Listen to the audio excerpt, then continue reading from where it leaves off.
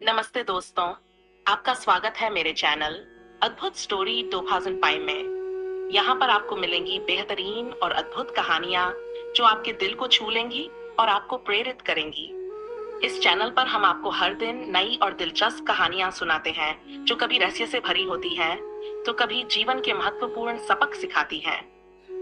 अगर आप ऐसी कहानियां सुनना पसंद करते हैं जो आपको सोचने पर मजबूर कर दें, तो हमारे चैनल को जरूर सब्सक्राइब करें और बेल आइकन को दबाएं ताकि कोई भी नई कहानी आपसे छूट न जाए। तो दोस्तों, तैयार हो जाइए एक और अद्भुत सफर के लिए जहां कहानियों की दुनिया आपका इंतजार कर रही है। श्री कृष्ण का जीवन और उनकी शिक्षाएं हमें सदैव मार्गदर्शन प्रदान करती हैं। उनके जीवन के कई प्रसंग और उपदेश लोगों के लिए प्रेरणा स्रोत बने हैं। उन्हीं में से एक प्रसिद्ध कथा है जिसमें उन्होंने स्त्रियों की तुलना नमक से की।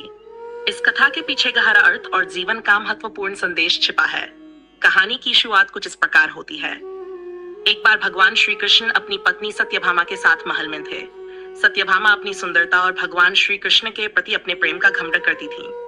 एक दिन उन्होंने श्री कृष्ण से पूछा, हे प्रभु, संसार में आप सबसे अधिक किसे प्रेम करते हैं? श्री कृष्ण ने मुस्कुराते हुए उत्तर दिया, मैं सभी से प्रेम करता हूँ, परंतु स्त्रियों का महत्व मेरे जीवन में बहुत विशेष है। सत्यभामा ने फिर से प्रश्न किया, परंतु क्यों? स्त्रियों में ऐसा क्या है जो उन्हें इतना महत्वपूर्ण बनाता है? इस पर श्री कृष्ण ने एक अद्भुत उपमा दी। उन्होंने कहा, स्त्रियां नमक के समान होती हैं। सत्यभामा ये सुनकर चकित हो गई और बोली, नमक? स्त्रियों की तुलना इस साधारण वस्तु से? श्री कृष्ण ने इस पर विस्तार से समझाया। उन्होंने कहा, नमक साधारण दिखने वाला होता है, परंतु इसके बिना भोजन का स्वाद अधूरा रहता है। भोजन चाहे कितना भी स्वादिष्ट हो, अगर उसमें नमक न हो तो उसका स्वाद नीरस हो जाता है। इसी प्रकार स्त्रियां समाज का वो महत्वपूर्ण हिस्सा होती है जिनके बिना संसार का संतुलन बिगड़ जाता है। स्त्रियों का प्रेम, त्याग और देखभाल जीवन में वह मिठास और संतुलन लाती है जो किसी और से संभव नहीं।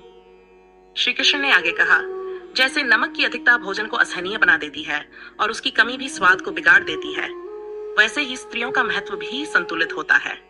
उनकी अधिक उपेक्षा या अधिक नियंत्रण दोनों समाज के लिए हानिकारक होते हैं। स्त्रियों का सम्मान और सही स्थान उन्हें समाज में दिया जाना चाहिए ताकि समाज का ढांचा मजबूत और सुखद हो सके। यह उपमा सुनकर सत्यभामा को भी समझ आ गया कि स्त्रियों का महत्व जीवन में कितना महत्वपूर्ण है। उन्होंने श्री कृष्ण के इस चान को स्वीकार किया और स्वयं भी स्त्रियों का अधिक सम्मान करने का संकल्प लिया। यह कथा एक गहरा संदेश देती है।